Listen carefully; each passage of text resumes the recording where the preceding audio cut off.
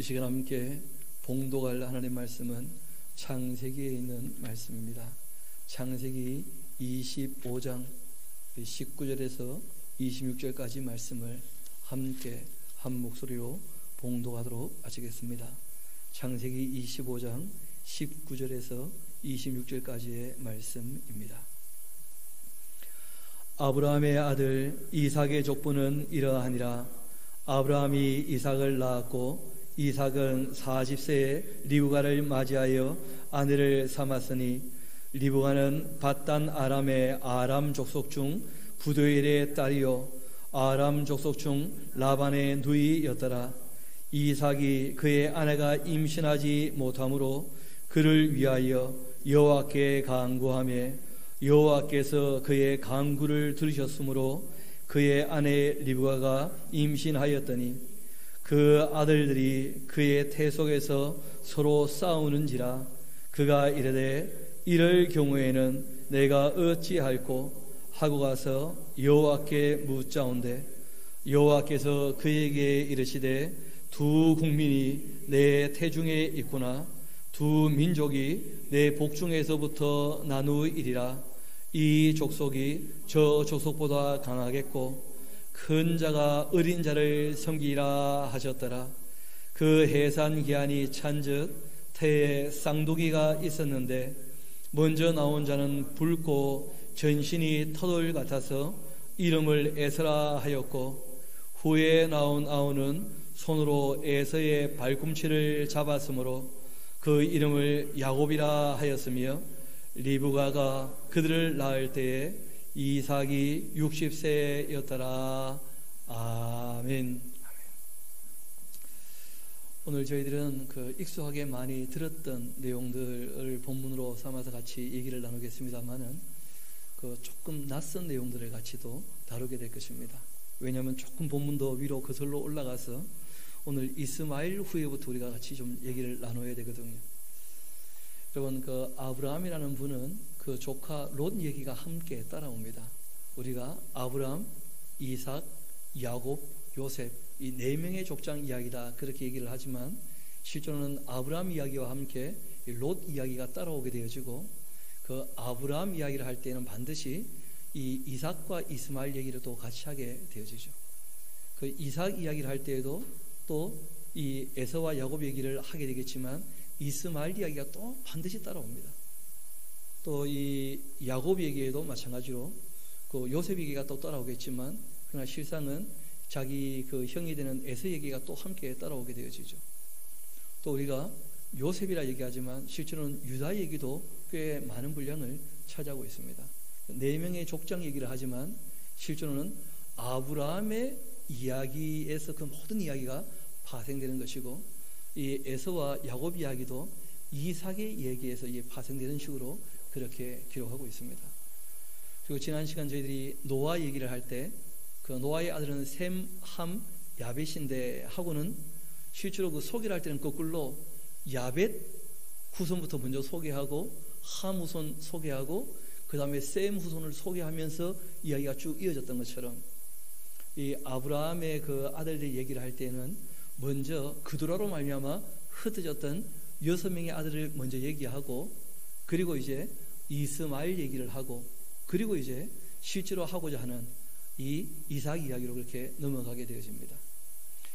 이 이스마엘 얘기는 우리가 지금 우리하고는 직접적인 관계가 잘 없는 것처럼 보이지만 이 내용이 성경에 꼭 있는 이유가 있습니다. 왜냐하면 이스마엘에 대한 예언이 두 가지가 있었던 거 기억하십니까? 하갈이라는 사람이 사라에게 미움받아서 아기를 베고 도망갔을 때 그때 이제 천사가 나타나서 한마디 했죠. 너 어디서 오고 어디로 가고 있느냐? 다시 돌아가라. 그리고 너 좀 착하게 살아야 된다. 못되게 굴지 말고. 그러면서 이제 뭐라고 얘기했느냐 하면 너가 잉태한 이 아들 이스마엘이라고 하는 이 아들이 들나귀 같은 사람이 될 것이고 그리고 많은 사람과 함께 서로 다투면서 그렇게 살게 될 것이다 하고 이제 예언한 내용이 있었습니다. 그리고 또 다시 돌아갔다가 13살쯤 되었을 때 기억나시죠? 이삭이 태어나게 되어지고 이삭이 이제 젖되기 전이었을 때 그 살아가 보니까 이 이스마엘이 이삭을 괴롭게 하는 것처럼 보이니까 그 아브라함을 찾아가서 거기에 대해서 이제 또 한 소리 하게 되죠. 그때 아브라함은 이제 마음이 근심하게 되었을 때 하나님께서 말씀하십니다. 이 이스마엘도 너의 씨이기 때문에 내가 창대케 하겠다. 그런 예언들을 하셨다는 거예요. 그리고 오늘 우리가 살피게 될 이 말씀에 그 모든 예언이 성취된 것을 확인할 수 있다는 것입니다. 또 이 사람들 이름 중에 우리가 전혀 뭐 더 이상 언급 안 되는 이름들도 있지만 그러나 이스라엘 백성들이 이제 살아갈 때 만나게 되는 그 부족들이 아직도 그 이름에 남아 있습니다. 그리고 이제 이 사람들이 흩어져 살게 되는 곳이 그 아라비아 반도 전역부터 시작해서 실제로는 그보다 더 동쪽으로 그리고 서쪽으로는 그 애굽 초입까지 그렇게 흩어져 살게 되어집니다. 그렇게 흩어져 살게 되기 때문에 어쩔 수 없이 그 이삭의 자녀가 되는 그 야곱과 에서의 후손들하고 또 많이 관계를 맺고 교류를 하고 섞이게 되어진다는 것을 꼭 기억하시면 좋겠습니다. 그래서 우리가 지난 시간 살폈던 내용 이어서 12절 말씀부터 함께 보고자 합니다. 사라의 여종 애굽인 하갈이 그 아브라함에게 낳은 아들 이스마엘의 족보는 이러하다. 이스마엘의 아들들의 이름은 그 이름과 그 세대대로 이와 같은데 이스마엘의 장자는 느바요시요. 이 사람은 꼭 좀 기억해 둘 필요가 있습니다. 다음에가 성지순례를 가게 되면 뭐 가려고 할 때마다 또 코로나가 있을지도 모르겠는데 확실히 이제 가게 된다면 저희들이 그 페트라 하는 곳에 이제 가게 될 것입니다. 근데 거기 우리가 알기로는 에돔 족속에 깃들었다 그런 얘기를 하지 않습니까? 그 틀린 말은 아닌데 실제로 거기에 흔적으로 남아있는 그 모든 유물들은 나바테 사람들이 만들어 놓은 거예요. 에돔 사람들이 거기 틀을 잡았었고 지금 우리가 가서 이제 구경하게 되어지는 알카지라라고 하는 그 모든 이 보배로운 그 건축물들, 그러니까 이 돌을 깎아서 만든 건축물들은 나바테 사람들이 만들어 놓은 것입니다. 그런데 이 나바테 사람들이 누구냐면 바로 이 느바요스의 후손들이 나바테 사람들. 그러니까 이 에서 사람들하고 굉장히 긴밀한 교류를 하면서 거기 이제 깃들게 되어지고 실제로 큰 이 문화를 펼쳤던 사람은 이 나바테 사람들이죠. 느바요. 그 다음은 게달. 이 게달이라는 사람도 성경에 꽤 여러 번 나옵니다. 그 아주 풍요로운 것을 표현할 때 게달의 장막이라 이런 얘기를 할 정도로 그 아주 번창했던 그런 부족이 되어지기도 합니다. 게달. 그리고 이제 압벨과 밉산과 미도마와 두마와 마사와 하닥과 데마와 여둘과 나비스와 게드마니, 이 사람들은 어디서 뭐 했는지 잘 몰라서 넘어가는 성경에 그 몇 분의 이름은 좀 더 언급이 되어지기도 합니다. 그래서 그런 내용들 좀 살펴가지고 여러분들에게 그 쪽지로 나누어 드렸고, 이 쪽지를 못 받으신 분들이 연락을 하시더라고요. 왜 우리는 쪽지를 안 주냐고. 안 드리고 싶어서 안 드리는 게 아닙니다. 교회 그 다음 카페에 오시면 거기에 올려놓았으니까 거기에서 참고하시면 될 것입니다. 혹시 지금 들어가려고 하시는 분들 그 들어가시면 안 됩니다. 예배 중에 딴짓 하면 안 됩니다. 제가 한번 얘기 들어보니까 그 실시간 스트리밍에 대해서 잘 모르셨던 분들이 그 창을 열어뒀단 모양이에요. 그러니까 애들이 거기서 장난을 쳤던 모양입니다. 목사님 설교하고 있는데 별풍선 쏩니다 뭐 이런 거. 그래가지고 뭐 예배하다가 이게 뭐냐면서 뭐 그랬던 이야기를 제가 전해드렸는데, 그 예배 중에는 전혀 딴짓하면 안 됩니다. 정말 하나님께 예배한다라고 할 때는 예를 갖추고 절하는 것이고, 우리가 찬양하고 기도하고 또 그 말씀을 우리가 정말 집중해서 정성들이 잘 듣는 것, 그게 하나님과 좋은 교제를 갖는 시간이거든요. 우리 다시 말씀으로 돌아가도록 합시다. 그렇게 해서 16절, 이들은 이스마엘의 아들들인데 그 총과 부락대로 된 이름이고 그 족속대로는 12 지도자가 되었다 하면서 이제 그 지역에 굉장히 큰 인물들로 이제 얘기를 하게 됩니다. 왜냐하면 그 고고학자들이 발굴했던 내용들을 조금 살펴보니까 그 이 이름들이 그 아수르 사람들의 문서에 종종 등장을 한다는 거예요. 성경에 나오는 이 이스마엘 후손들의 이름들이. 제가 직접 확인한 건 아니고 그 자료들을 보니까 그렇게 되어 있더라고요. 뭐 그분들 공부했고 연구했던 거 그 신뢰를 해야 되겠죠. 뭐. 17절 이어봅시다. 이스마엘은 향년이 137세였고 기운이 다하여서 죽어 자기 백성에게로 돌아갔다. 그 이스마엘이라는 분 이 개인으로는 복된 삶을 사신 것이죠. 또 그 자손들 하면서 얘기를 합니다. 그러니까 처음 이 창세기란 책을 읽으시는 분들이 그 이스마엘 후손들이 어디서 어디까지 살았는가 하고 얘기를 할 때 알 수 있도록 기록한 것이죠. 그러니까 하윌라에서부터 여러분 그 예전에 에덴 동산에 4개 강을 흘렀다 할 때 비송강 기억나십니까? 그 비송강이 하윌라 온 땅을 흘렀고 그런 표현 나오죠, 그렇죠?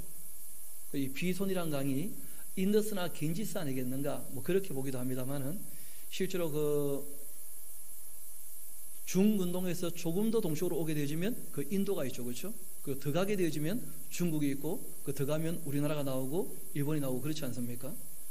그래서 그 이제 그 인도하고 그 다음에 중근동 그 경계까지도 이 사람들이 퍼져가지 않았겠는가? 하윌라 온 땅 하게 되어지면 꽤 넓은 지역이니까. 그리고 아수르를 통하는 그 애굽 앞 어디까지요? 술까지. 그러니까 동쪽에서부터 시작해서 이 서쪽으로 와서 아수르 넘어가지고 어디까지요? 그 애굽 초위까지. 그렇게 이 사람들이 넓게 흩어져 살게 되었고 그 모든 형제의 맞은편 이렇게 되어 있는데 이쪽 편, 맞은편 이런 개념으로 보면 어렵습니다. 북쪽, 남쪽 이렇게 나누기도 쉽지 않고요. 실제로는 그 창세기 16장에 나오는 예언이 이루어진 것인데 그 형제들과 늘 대적하면서 싸웠다. 그런 의미가 되어집니다. 그리고 이제 드디어 이스마엘 후손 다음 아브라함의 아들 이삭 이야기로 이제 넘어가게 되죠. 우리 19절부터 한번 봅시다. 이삭의 족보는 이러하다. 이 족보라고 하는 말은 대략이다, 약사다, 그런 표현이기도 합니다. 아브라함이 이삭을 낳았었고 이삭은 40세의 리브가를 맞이해서 아내를 삼았다는 거예요. 그 이삭이 참 늦게 장가들었죠, 그렇죠? 리브가는 몇 살이겠는가? 그럼 리브가는 몇 살쯤 될 것처럼 보입니까? 늙은 종이 갔을 때 처녀를 만나면 좋겠다 얘기를 하죠. 그 당시에는 보통 20살 되기 전에 다 시집가거든요. 그러니까 이삭과 리브가 나이가 20살 넘게 차이 나게 가능성도 있다는 거예요. 이걸 잠깐 언질해 드리는 이유는 뭐냐면 조금 있다가 이제 이삭이란 분이 자기 부인이 또 너무 예뻐가지고 근심하는 그런 장면이 나오거든요. 그럴 때 이제 그 나이가 너무 많으면 그 쉽지 않지 않습니까? 이어봅시다. 이삭은 40세의 리브가를 맞이했고 그 아내를 삼았는데 리브가는 밧단 아람의 아람 족속 중 부데일의 딸이고 아람 족속 중 라반의 누이입니다. 이거는 지난 시간에 우리가 잘 살폈으니까 아실 것입니다. 이삭이 그 아내가 임신하지 못함으로 말미암아서 그를 위하여 여호와께 기도했다는 거예요. 그리고 여호와께서 그의 간구를 들어주셨다 되어 있는데 이거 하나 메모하세요. 20년 만에 만에 결혼했는데 60에 애를 낳은 거예요. 참 이 아브라함 자손들 그 대가 좀 귀하고 그 아브라함도 이삭을 놓을 때 나이가 100세였지 않습니까? 참 늦게 애를 낳은 거예요. 늦게. 그렇게 해서 이제 이 리브가가 임신하게 되었다. 그렇게 얘기를 하고 있죠. 그 아들들이 그의 태 속에서 서로 싸우는지라. 여러분 이런 것은 그 기록하신 기자의 그 생각일 수도 있고요.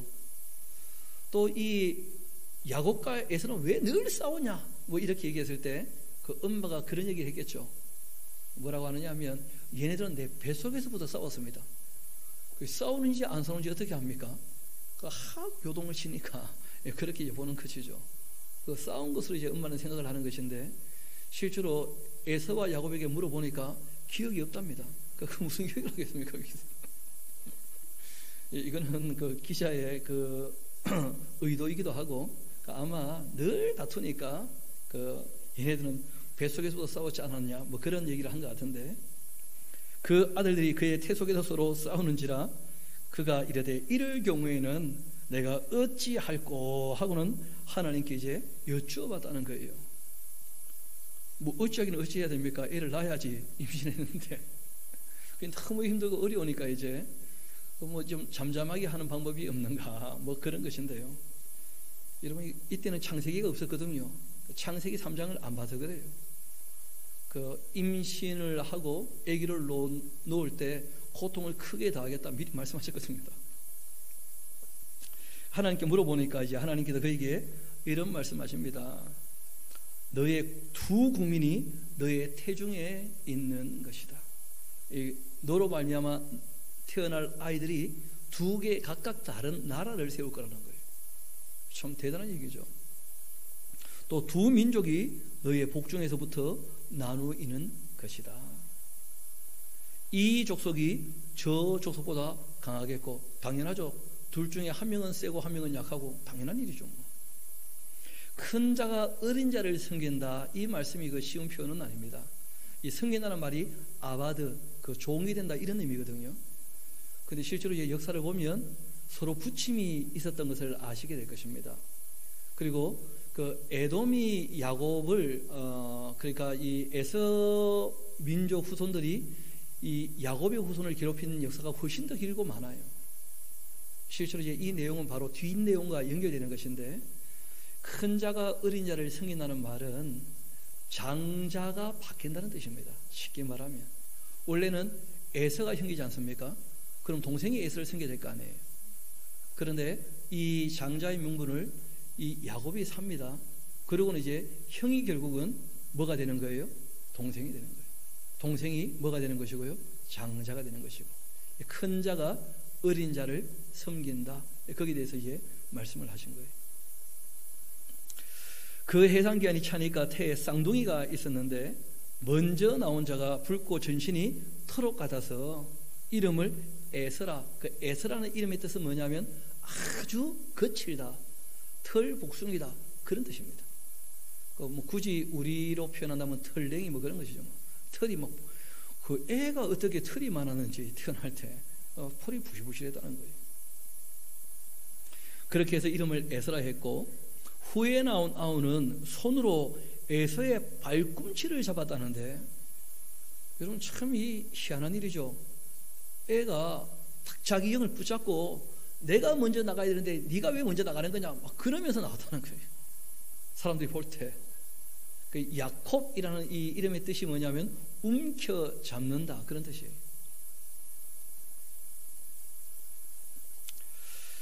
이렇게 리브가가 그들을 낳을 때 이삭은 그 60세가 되었습니다.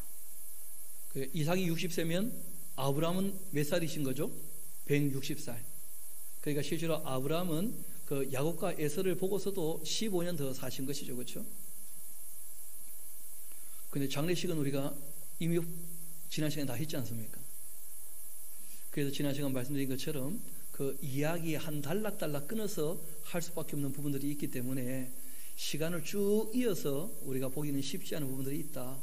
조금 우리가 생각을 하면서 읽어야 될 것입니다. 그 다음에 이제 우리가 아주 잘 아는 이야기죠. 그 아이들이 장성했다는 거예요. 이 장성했다 하는 거 보면 나이가 적어도 30 좀 넘었다는 것이죠. 30쯤 된 거예요. 그러니까 어릴 아이들이 아니었다는 거예요. 그 에서는 아주 익숙한 사냥꾼이었으니까 뭐 12~13살 이런 게 아니죠, 그렇죠? 덜 사람이 되었고, 야곱은 조용한 사람이니까 장막에 거주합니다. 여러분, 야곱이 왜 조용했을까요? 여러분은 약해 본 적이 없으니까 잘 모르시죠? 여러분, 말할 때마다 맞아보면 그 다음부터 말 안 합니다. 형하고 함께 지내보면 형이 늘 드세니까, 그러니까 뭐 야곱은 할 말이 별로 없고, 형이 없는 곳에 어디냐? 형은 부엌에 절대 안 오거든.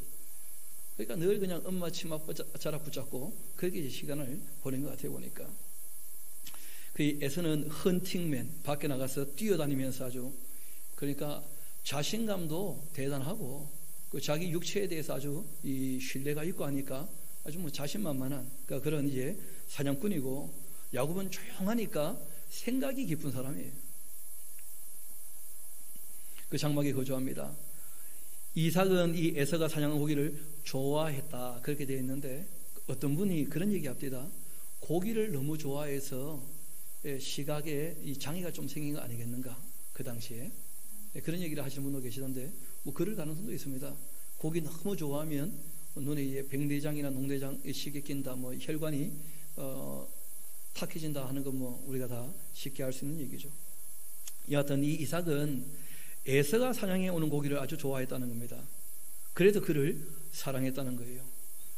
에서를 사랑했다는 겁니까? 고기를 사랑했다는 겁니까? 여하튼 이 이삭은 그 남자라서 그런지 몰라도 이 남자다운 헌팅맨, 이 거친 사나이 에서를 참 좋아했고, 반면 리브가는 야곱을 사랑했다는 거예요. 이게 참 안타까운 얘기인데, 이삭 같은 분의 집안에도 뭐가 있다는 거예요? 편애가 있어서 갈등이 생겨난다는 거예요. 늘 말씀드립니다마는 공평, 이 공의가 끼어지게 되어지면 평화는 끼어지게 됩니다. 그래서 이삭의 집안에 이 공평이 끼어짐으로 그 평화가 별로 없는 것을 보게 되어져요. 안타깝지만 뭐 그럴 수밖에 없는. 성경은 또 그런 것을 감추지 않고 있는 그대로 우리에게 얘기를 합니다. 사람 사는 세상이 안 그러면 좋겠다. 그런데 안 그럴 수 없는 일들이 너무 많다는 거예요. 저희 형이 그 얼마 전에 전화를 하셨어요. 전화를 해서 너희 교회는 어떻게 예배하냐? 절대 모이면 안 된다. 그러면서 뭐라고 얘기하시느냐면, 전 세계가 2주 동안만 움직이지 않으면 그럼 바이러스는 잠잠하게 되는데 사람들이 왜 그렇게 돌아다니는지 그러시더라고요. 그래서 제가 형님한테, 형님 그 아담과 하와가 선악과를 따먹고 그 다음부터 말 안 듣습니다. 아니 하나님 말씀도 안 듣는데 그 누가 그 말을 잘 듣겠냐고. 그러니까 우리가 조심하는 거 조심하는 것이고, 실제로 이 2주 동안만 조금 우리가 더 조심을 하면 아마 조금 이렇게 극복이 되지 않겠는가, 뭐 그렇게 보시는 분들도 많던데, 그 지금으로부터 이제 2주면 29일, 4월 5일, 그럼 이제 4월 12일 정도에는 함께 모여 예배할 수 있지 않겠는가, 그런 기대를 한번 해봅니다만은 정말 일절 우리가 좀 조심해야 되겠습니다. 정말 사람들이 말을 안 듣는다는 거예요. 또 자기 멋대로 해버리고, 그 이삭 같은 분도 그 마음이 또 그렇게 쏠리는 걸 어떡합니까? 여러분, 이성적이고 그 지성적으로 살아간다고 하지만 감정에 또 끌리게 되어지거든요. 그럼 뭐 어쩔 수 없잖아요. 감정에 끌고 가는데. 여하튼 그 이삭은 에서를, 그리고 리브가는 야곱을 사랑하게 되어집니다. 또 리브가에게는 누가 없죠? 딸이 없죠, 딸이. 그러니까 아마 그 야곱에게 늘 이렇게 조용하게 엄마를 도와주고 하니까 그 딸처럼 그렇게 여기면서 사랑했는지도 모르겠습니다. 야곱이 죽을 수 없는데 그 에서가 들에서 돌아와서 힘이 피곤하여 야곱에게 한마디 하죠. 내가 피곤하니 그 붉은 것을 내게 먹게 하라. 옛날 할아버지 목사님들이 붉은 것으로 만든 죽은 팥죽이다. 이 당시에 이쪽 지역에는 팥이라는 게 없었습니다. 그 적어 놓으십시오. 렌틸콩.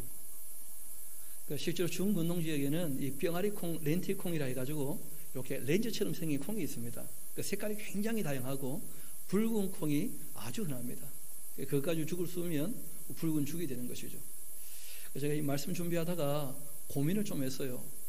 렌틸콩을 사다가 죽을 좀 써드릴까 고민을 한번 했었는데, 뭐 아시는 것처럼 이 렌틸콩 그 별명 중에 하나가 렌즈콩이라 그렇게 부르기도 합니다. 이 볼록 렌즈처럼 이렇게 생겼기 때문에 실제로는 이 렌틸이라는 말에서 렌즈란 말이 나왔다 그러죠. 여하튼 이 붉은 것 하는 것이 늘 어른들이 그냥 팥죽 하니까 팥죽으로 이렇게 알고 계실 수 있는데, 나중에 이제 애들이 이것저것 검색해 와서 물어보면 그 말하기 조금 더듬할 수 있으니까 그렇게 이제 알아두시면 좋을 겁니다. 상식으로 그냥.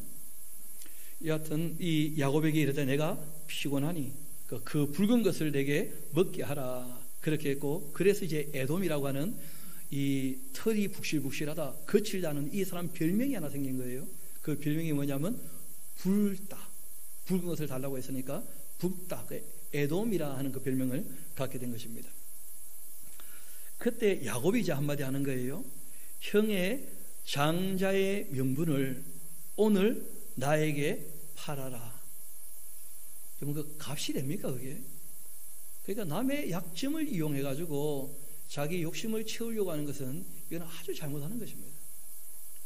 그런데 뭐 이 야곱 입장에서는 약점을 잡은 거죠. 형이 지금 너무 피곤해서 배고파 죽으려고 하니까, 그러니까 내 말 들어주면 내가 이 죽을 주겠다, 그렇게 한 것이죠. 그런데 그 값이 대단했습니다. 장자의 명분. 여러분, 장자의 명분에는 두 가지가 꼭 따라옵니다. 하나는 뭐냐면 부모의 재산을 나눌 때 장자는 두 몫을 갖게 되어져요. 권리가 있다는 거예요, 권리가. 그런데 거기에 대한 책임이 반드시 따릅니다. 왜 장자에게는 두 몫을 주느냐 하면 부모님들이 이제 늙으시게 되면 누군가는 부양해야 되지 않습니까? 거기에 대한 책임이 장자에게 있는 거예요. 그러니까 권리와 함께 책임이 따라오는 것이 명분이거든요.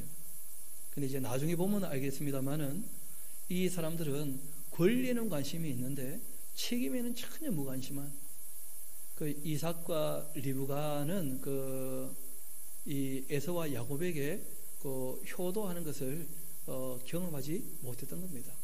그거는 이제 뒤에 더 얘기를 읽어보면 아시겠습니다만은 미리 좀 말씀을 드려놓습니다. 여하튼 이 야곱은 그 형의 장자의 명분, 그 권리에 대한 그 관심이 있었던 모양이에요. 오늘 나에게 팔라. 그 에서가 이르되 내가 죽게 되었으니까 이 장자의 명분이 내게 무엇이 유익하겠는가? 이런 거 하나 적어놓으세요. 너무 생각이 없다. 그 에서라는 사람은 너무 생각 없이 너무 함부로 그냥 얘기를 하는 거예요. 장자의 명분에는 어떤 권리가 있고 또 어떤 책임이 따르는지 그런 것 정도는 생각하면서 인생을 살아야 되지 않습니까? 너무 생각 없이 사는 거예요, 이 에서가. 야곱이 이르되 오늘 나에게 맹세하라. 에서가 맹세하고 장자의 명분을 야곱에게 팔아버립니다. 그러자 이 야곱이 떡과 팥죽을, 팥죽이라고 번역을 해놨죠, 그렇죠? 적어놓으세요. 렌틸 콩죽. 그 에서에게 줌에 에서가 먹으며 마시고 일어나 갔는데 에서가 이 장자의 명분을 어떻게 해요? 가볍게 여겼다. 그러니까 이 기록을 하시는 분이 에서가 장자가 무엇인지에 대해서 너무 생각 없었다, 아주 부정적으로 얘기를 하고 있는 거예요. 장자의 명분을 아주 가볍게 여겼다. 여러분, 사람이 그 어떤 일을 하든지 자기 포지션이라는 게 있지 않습니까? 그러면 내가 여기에서 무엇을 할 것인가를 생각을 하고 일하는 사람이 되어야 됩니다. 그런데 너무 생각 없이 사는 경우들이 있다는 거예요. 그냥 뭐 다 되지 않겠나? 누가 알아서 해주겠지 뭐 하면서 시간 지나면 해결될 거야. 너무 그냥 방만하게 사는 것도 문제가 됩니다. 그런데 어릴 때 그런 얘기들이 잘 통하지를 않죠. 저도 지나보니까 좀 그런 거예요. 학교 다닐 때 열심히 공부하는 친구들 보니까 좀 안 돼 보이더라고. 낭만을 즐겨야지. 근데 10년, 20년 지나보니까 낭만을 즐기는 게 아니었던 거예요. 적당히 즐겨야 되는데 너무 즐긴 거야. 그 사람이 자기 있는 자리에서 뭘 해야 되는지를 생각을 하고 살아가야 되는데 너무 생각 없이 살면 그러면 후회할 일이 반드시 생기는 거예요. 에서처럼 그런 것이죠. 조금 생각을 해야 됩니다. 26장 이어봅시다. 아브라함 때에 1000흉년이 들었는데 그 땅에 또 흉년이 들었다는 거예요. 그러니까 참 이 아브라함 때 이야기와 이제 오버랩되는 이야기라는 거예요. 이삭이 그랄로 가서 블레셋 왕 이 아비멜렉에게 이르게 되어집니다. 여호와께서 이삭에게 나타나 말씀하시죠. 애굽으로는 내려가지 말아라. 그러니까 이제 가나안 땅에 있다가 남쪽으로 내려와서 이 그랄까지 오게 된 겁니다. 더 남쪽으로 가면 이제 어디로 갑니까? 애굽으로 가는 거예요.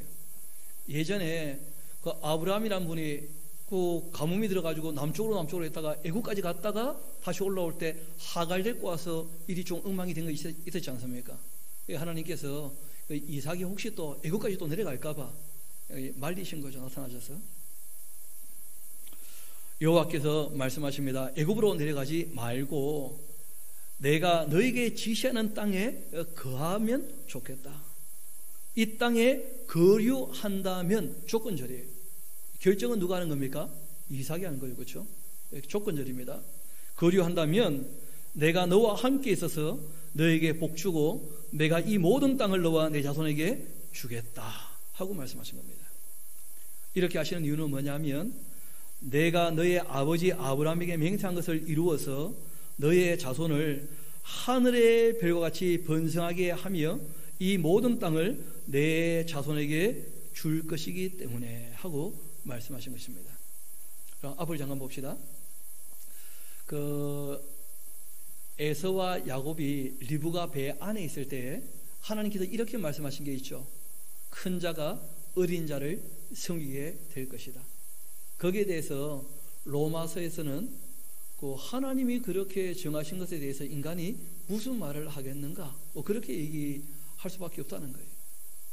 바꿔 말해서 하나님이 뜻하신 바를 사람이 바꿀 수 없는, 하나님 직접 하시는 일들은 아무런 변동 없이 그대로 다 이루어진다는 거예요.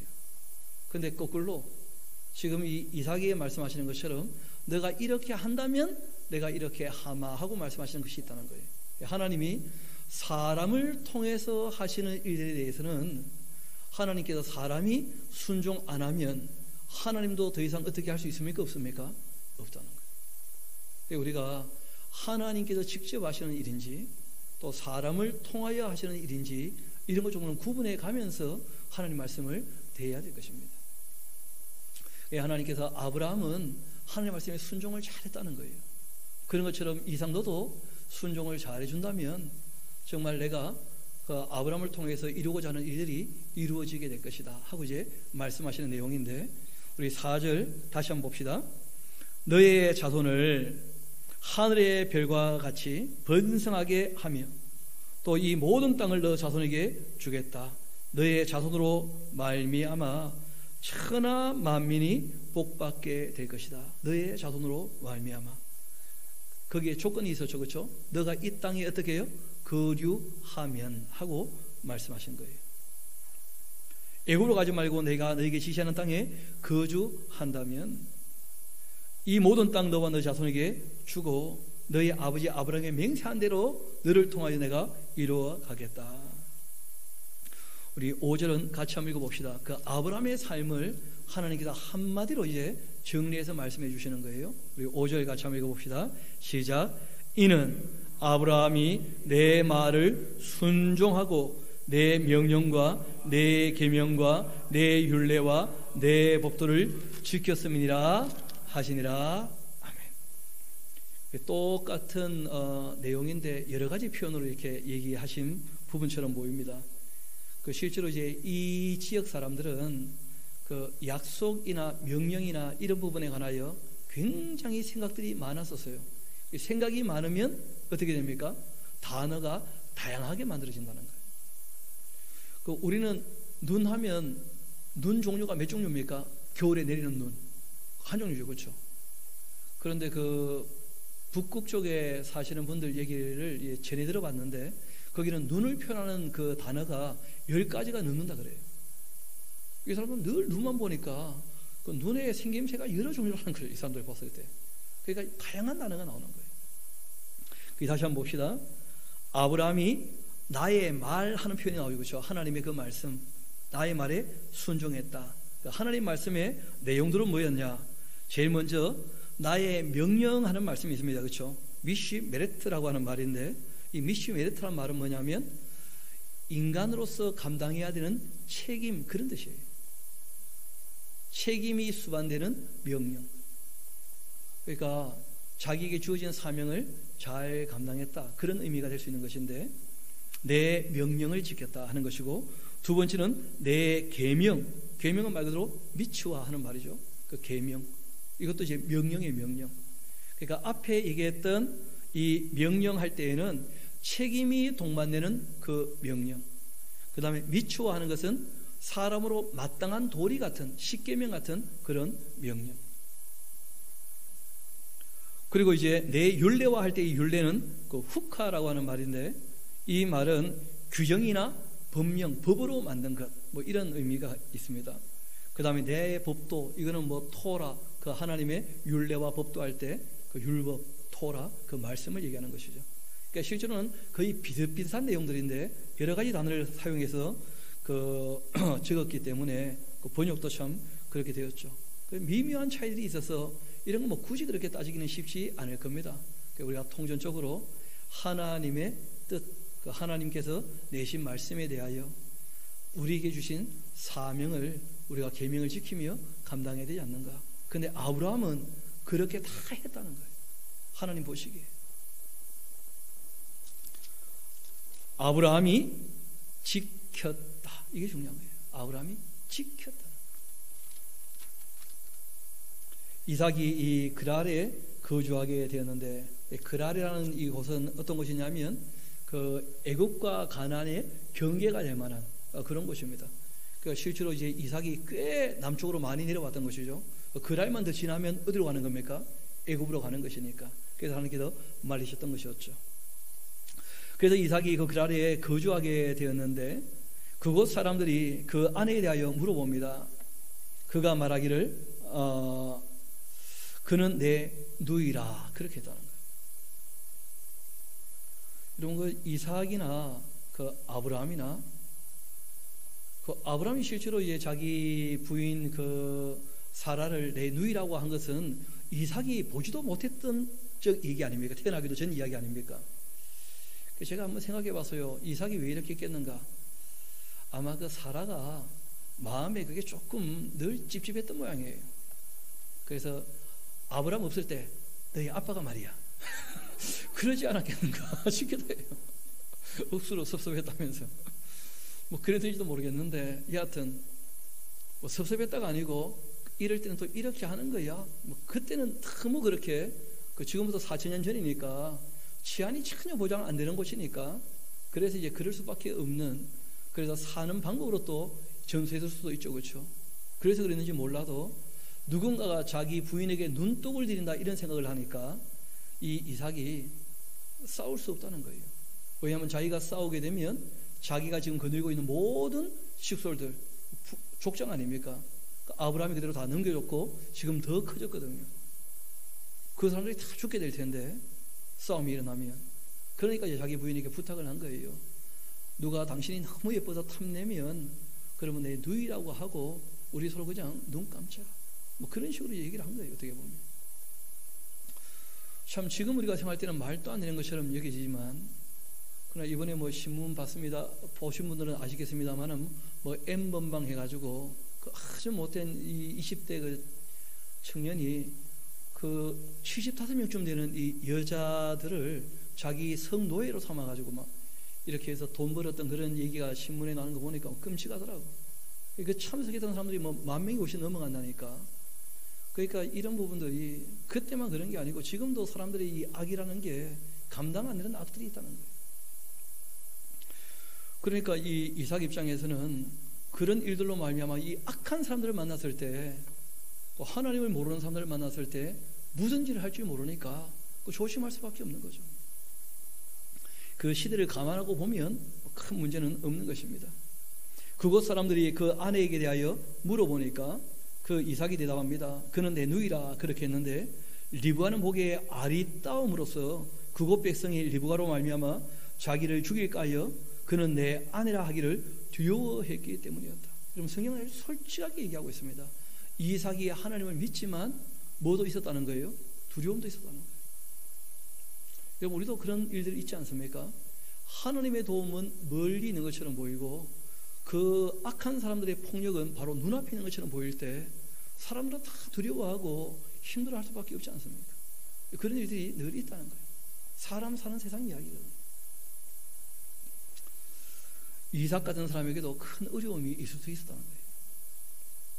이삭이 거기 오래 거주하게 되었는데 이삭이 그 아내 리브가를 끼얹는 것을 블레셋 왕 아비멜렉이 창으로 내어다 보게 되었다.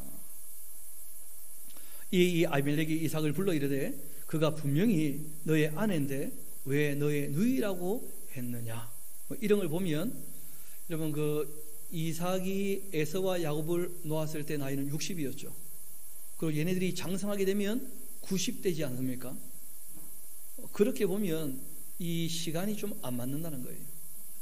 그래서 좀 전에 이 장성하기 전의 얘기가 아니겠는가. 실제로는 에서와 야곱이 태어나기 전이었든지 아니면 아주 어릴 때 같으면 부인인지 알았겠죠. 태어나기 전 이야기가 아니겠는가, 그렇게 볼 수도 있다는 거예요. 그러니까 젊을 때의 이야기죠. 그 리브가가 너무 예뻐 보였다는 것인데, 이어봅시다. 이에 아비멜렉이 이삭을 불러 말합니다. 9절 다시 한번 봅시다. 그가 분명히 너의 아내인데 어찌 내 누이라고 했냐. 이삭이 그에게 대답합니다. 내 생각에, 자기 생각이죠. 그로 말미암아 내가 죽게 될까 두려웠기 때문이었다. 아주 솔직하게 얘기를 해요. 그 아비멜렉이 한마디 합니다. 너가 어찌 우리에게 이렇게 행했냐. 백성 중 하나가 너의 아내와 동침할 뻔했다. 너가 죄를 우리에게 입혔을 뻔했다.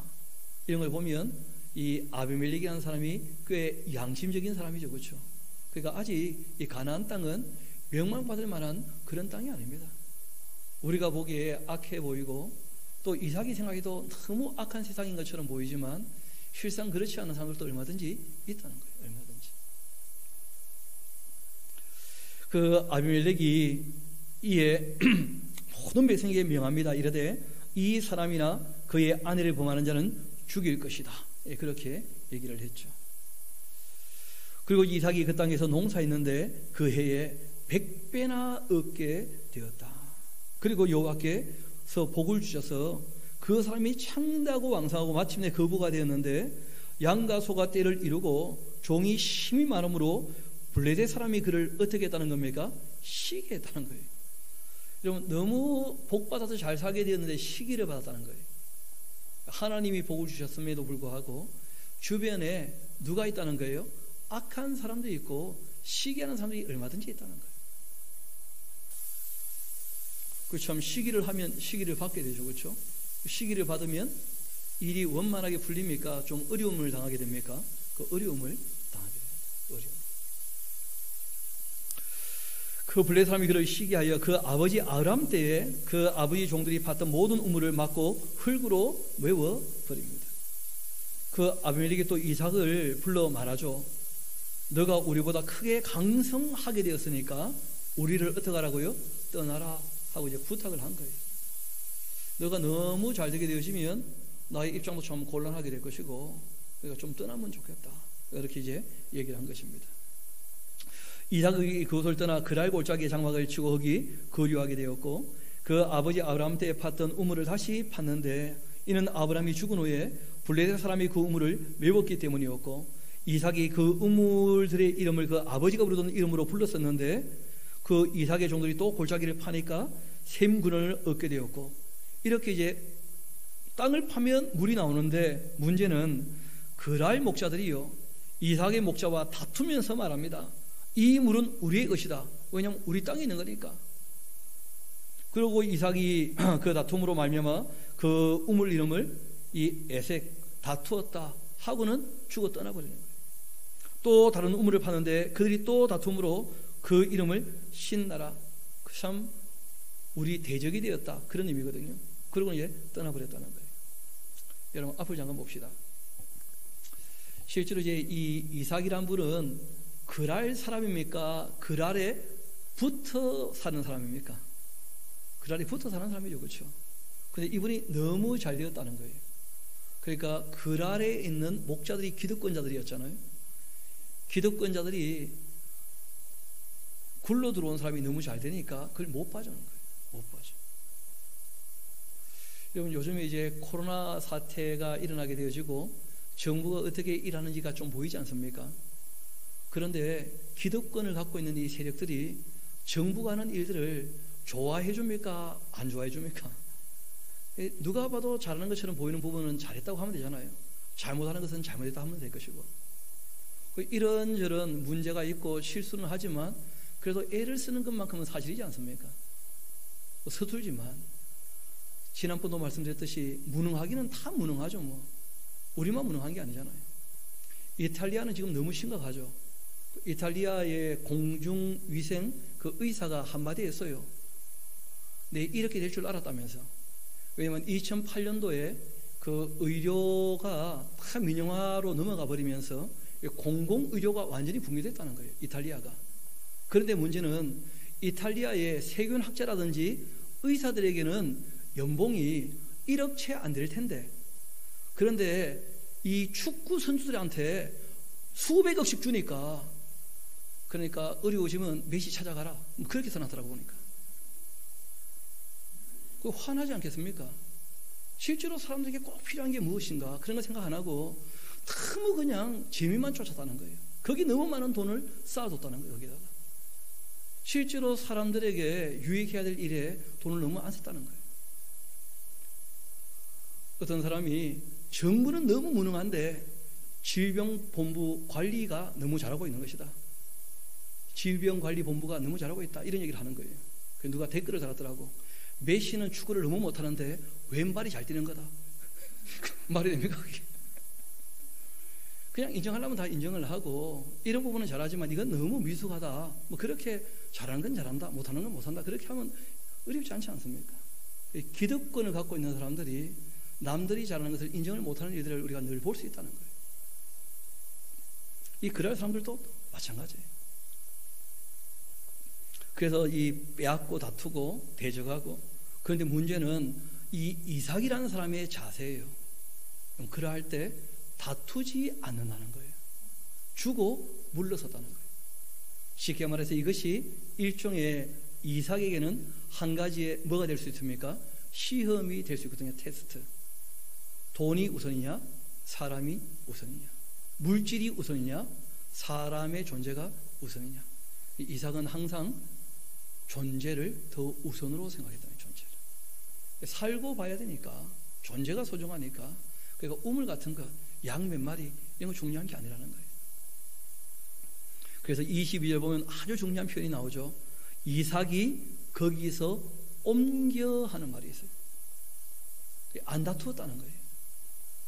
자신이 떠나고 맙니다. 그냥 다른 우물을 파는 거예요. 아이, 땅 넓은데 뭐 또 파면 되지 뭐. 다른 우물을 파니까 그들이 다투지 아니하게 되었고, 그 이름을 르봇이라 그렇게 했다는 것입니다. 하나님께서 지경을 넓혀 주셨다, 그런 의미죠. 그렇죠?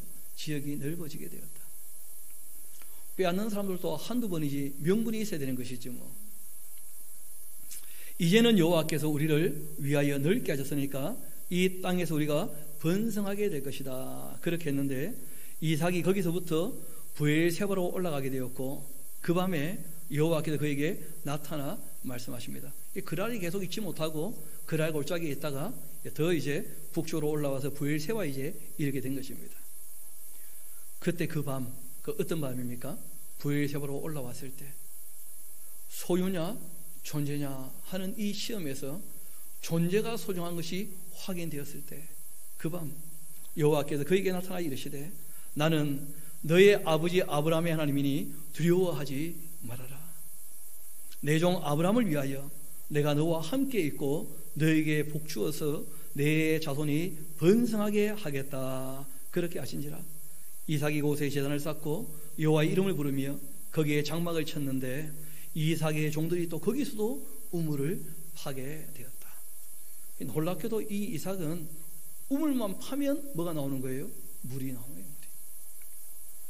그러니까 누가 봐도 저 사람은 정말 신에게 복받은 사람 아니냐, 어떻게 저렇게 손으로 하는 일들이 너무 잘 되냐, 누구나 다 그렇게 생각을 하는 것이죠. 그래서 이제 이 그랄에 있는 목자기 아비멜렉이라는 사람이, 그 아비멜렉은 그 부족장의 이름입니다. 그 이분의 실명은 뭔지 몰라요. 그 블레셋 사람들의 왕을 아비멜렉이라 그렇게 불렀다는 거예요. 마치 이 이집트의 왕은 뭐라 부릅니까? 파라오, 그렇게 부르는 것처럼. 그래서 이 아비멜렉은 아브라함 때도 아비멜렉, 이삭 때도 아비멜렉, 다윗 때도 아비멜렉, 늘 아비멜렉이라. 아비멜렉 너무 오래 사는 거 아니에요, 그러면? 예, 그런 것이 이제 그 사람 이름이 아니고 그러니까 지위의 이름인 거죠. 지위의 이름. 다윗 때는 그 아비멜렉의 실명이 나오죠. 아기스라나요? 아기스. 여기는 뭐 실명은 나오지 않습니다.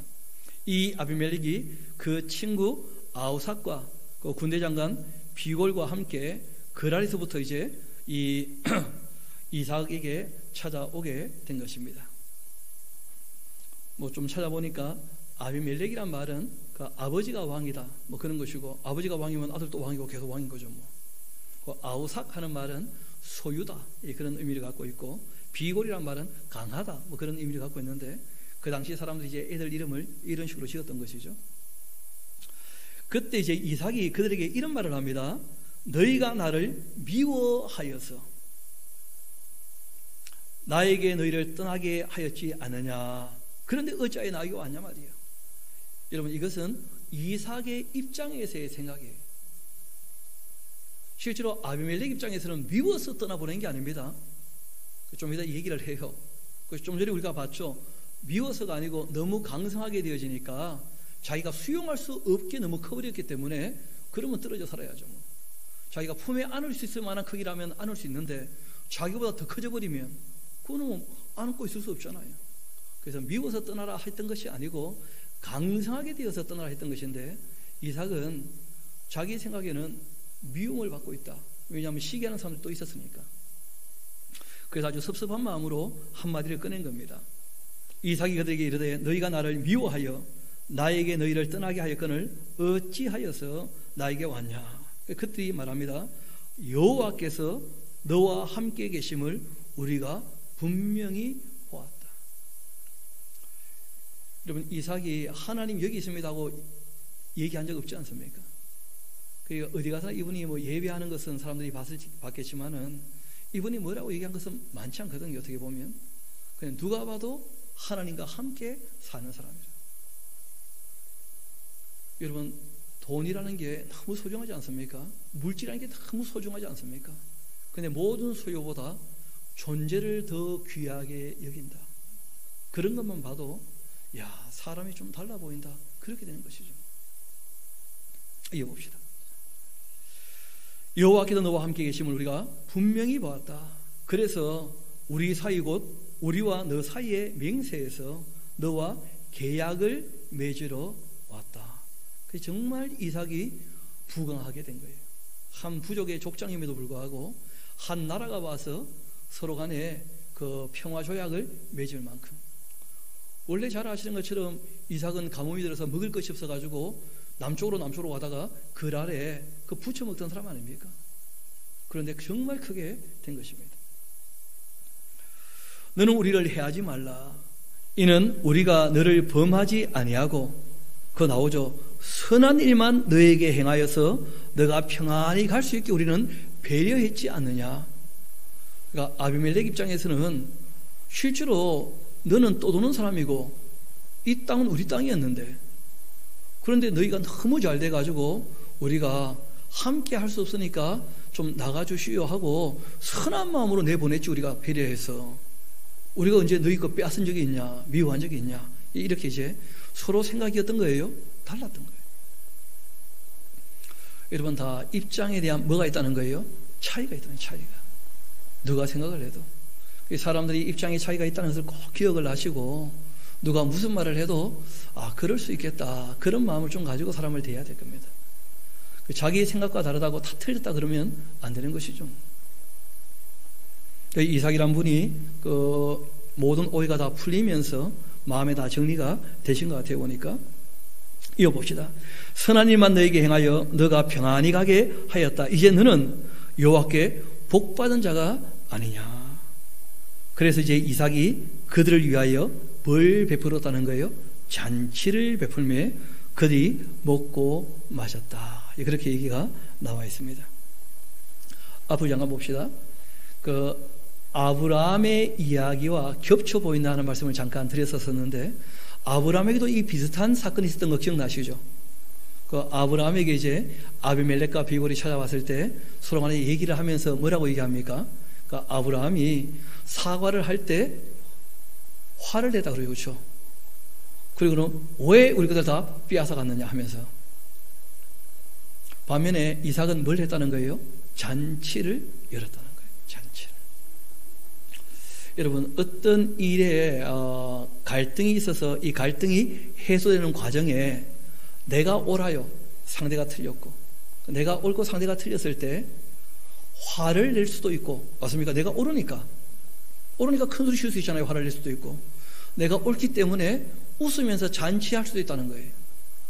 여러분 같으면 전자처럼 하기를 원하십니까? 후자처럼 하기를 원하십니까? 일부러 성경이 이 두 가지 얘기를 함께 좀 보라고 얘기를 하고 계시는 거예요. 어떻게 보면 그 이삭이란 불은 청출어람이라, 푸른 곳에서 나왔는데 더 진한 쪽빛이 되었다는 거예요. 아브라함보다 어떻게 보면 더 위대한 분이 되었다는 거예요. 가끔 이 강좌할 때는 그런 말씀을 드리는데, 우리 인생에 이런저런 문제가 있습니까? 없습니까? 문제가 일어나게 되었을 때 우리가 싸우면서 문제를 해결할 수도 있고, 맞습니까? 또는 웃으면서 문제를 해결할 수도 있다는 거예요. 그럼 문제는 싸울 때 해결이 잘 됩니까? 웃을 때 해결이 잘 됩니까? 제가 보니까요, 싸우면요 좀 빨리 돼요. 소리가 크니까. 근데 실제로는 우리 한번 따라 합시다. 거의 모든 문제는 시간이 지나면 해결되는 것이다. 왜냐하면 하나님이 다 보고 계셔요. 다 알고 계시고, 하나님께서 은혜를 베푸시고 간섭을 하시는 것이 가장 좋은 것입니다. 그래서 이 길을 해결해 나갈 때 조급한 마음에 싸우는 것은 썩 그렇게 잘하는 게 아니라는 거예요. 웃고 있고 기다려도 해결될 일들은 다 해결이 되는 것이죠. 하나님이 다 지켜보고 계시는 것이니까. 그래서 이 이삭의 삶의 소리가 정말 배울 수 있는 그 좋은 교훈 중에 한 가지입니다. 얼마든지 화를 내고 역정낼 수 있는데 자기가 옳으니까, 근데 그렇게 하지 않고 오히려 너그럽게 웃으면서 그들을 위하여 잔치를 베풀고 참 잘 되었다 하면서 함께 기뻐했다는 거예요. 함께. 우리 30절은 같이 한번 읽어봅시다. 다시 한번 시작. 이삭이 그들을 위하여 잔치를 베풀매 그들이 먹고 마시고 아침에 일찍 일어나 서로 맹세한 후 이삭이 그들을 보내매 그들이 평안히 돌아가게 되었다. 그날 이 이삭의 종들이 자기들이 판 우물에 대하여 이삭이 와서 또 알린 거예요. 그때 또 마침 또 우물 하나가 또 터진 거라. 이래되 우리가 물을 얻었나이다. 그렇게 했더니 그가 그 이름을 세바라. 이 세바란 말은 뭐냐면 그 맹세라 뭐 그런 의미입니다. 그래서 그 성읍 이름이 오늘까지 부엘세바. 그러니까 맹세를 한 우물이다. 약속을 맺은 우물이다. 그런 이 성읍이 있는 것이죠. 그래서 여러분 인터넷에 가서 부엘세바 치면 그 성읍이 지금도 남아있고 그 우물이 지금도 그대로 남아있습니다. 다 역사적 사실이었으니까요. 한편 이제 그 장성한 에서가 마흔이 되었죠. 그런데 문제는 부인을 둘을 들였는데 에서가 부인을 둘을 들인 거 보니까 잘한 겁니까? 잘못한 겁니까? 잘못한 거야죠. 그 에서는 너무 잘 나가는 사람인데 하나님이 안중에 없는 사람이라. 그래서 그런지는 몰라도 성경이 이런 얘기합니다. 나는 에서는 미워했다는 거예요. 하나님께서 미워하시는 사람들이 있습니다. 제일 먼저가 누구냐면 하나님을 무시하고 멸시하는 사람들 하나님께서 용납하지 않으십니다. 그리고 교만한 사람들 하나님께서 미워하신다는 거예요. 물리치시고. 우상 숭배자는 뭐 말할 것도 없죠. 욕심만을 위해서 자기만을 위하여 사는 사람들 하나님께서 미워하십니다. 싫어하시고. 이 성경이 우리에게 꽤 많이 반복적으로 말씀하셔요. 그 에스라는 사람은 너무 하나님을 안중에 안 두고 무시하고 사는 사람이에요. 아니 자기 아버지가 이삭이고 할아버지가 아브라함인데 그렇게 살면 어떡합니까? 듣고 배운 게 있을 텐데, 보고 배운 게 있을 텐데 그렇게 하나님을 무시하고 자기 욕심대로 그렇게 살아서 어떡하겠습니까? 근데 또 반대급부적으로 여러분 이삭이란 분도 이삭이란 분이라. 여러분 자기 아들이 그렇게 결정할 때 그 인격을 그대로 존중할 수밖에 없다는 거예요. 이삭이니까 하나님이 하시는 대로 하는 것이거든요. 마땅히 행할 길을 가르칠 수 있지만 그러나 강요하거나 강압할 수 없다는 거예요. 자녀의 선택에 대해서. 그래서 하나님도 마음 아파하시고 힘들어하시고 어려워하시는 게 있다는 거예요. 사람들에게 인격을 부여하고 자유를 허락하니까 사람들이 너무 자기 멋대로 해버리거든. 그래도 하나님께서 무슨 강요하시거나 강압하지 않으시죠. 말씀하시고 그리고 기다리신다는 거예요. 여하튼 이 에서가 40세가 되었을 때 헷 족속, 헷 사람이 이방인, 부엘의 딸 이 유딕과 헷 족속 엘론의 딸 바스맛을 아내로 맞이하게 되었는데, 그 바로 나오죠. 35절에 그들이 이삭과 리브가의 마음에 뭐가 되었다고요? 근심이 되었다는 거예요. 앞을 봅시다. 여러분, 그 자녀가 근심이 된다 할지라도 내가 근심 없으려고 자녀의 삶을 강요하거나 강압해서는 안 됩니다. 인격을 우리가 존중하는 것이 더 우선이라는 거예요. 후에 할 수 있다는 말까지는 딱 할 수 있는데 후에 할 거기 때문에 안 된다, 그거는 안 된다는 거예요. 왜냐하면 독립된 인격이라는 거예요. 인격. 제가 이삭이나 리브가를 봤을 때 그런 면에서 이분들은 자녀와의 관계를 꽤 바르게 맺어가고 있는 것이죠. 그렇죠? 그런데 에서는 말 그대로 못됐다는 거예요. 뭐 하나님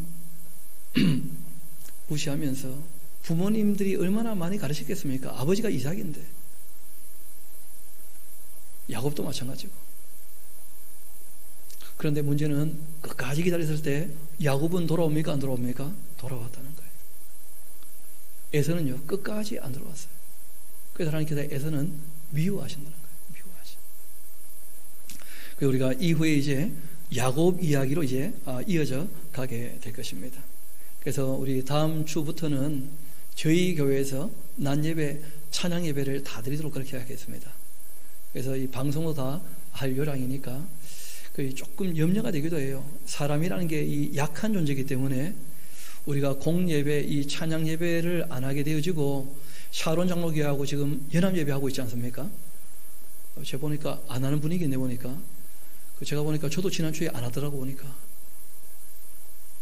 약속된 시간에 예배하는 것이 익숙하게 되지 않고 점점 어떻게 됩니까?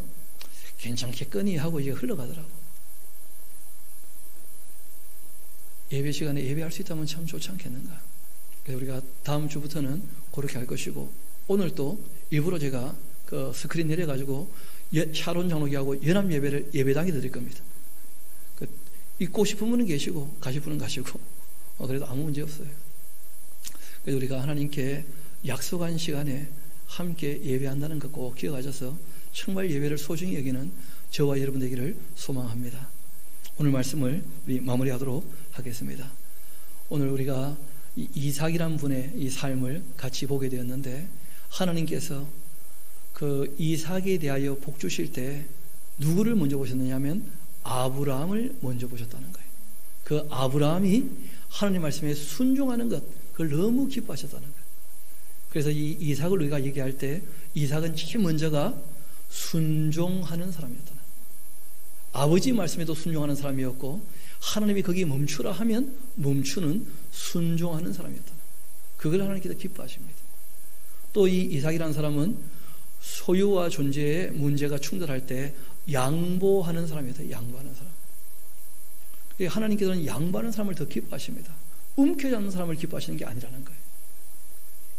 그래서 야곱이라는 사람이 움켜잡다가 그 손이 풀릴 때까지 꽤 오랜 세월이 걸리게 될 것입니다. 그 전체 인생을 우리가 다시 한번 또 보게 될 것입니다. 그리고 무엇보다 이 이삭이라고 하는 분은 어떤 일이 있을 때마다 화를 내거나 싸우거나 하지 아니하고 늘 물러서고 웃으면서 그 문제를 다 해결해 나가시는 것이죠. 실제로는 하나님께서 문제를 해결하는 것을 경험하면서 이 이삭의 삶을 통하여 하나님 살아계신 것이 사람들에게 보이게 되었다고 하는 것인데, 저도 여러분도 정말 인격적으로 양심적으로 우리의 삶을 통하여 하나님이 함께 하시는 것이 늘 드러나는, 무엇보다 우리의 삶을 통하여 하나님께서 기뻐하실 만한 삶을 사는 저와 여러분 되기를 소망합니다. 우리 함께 기도하도록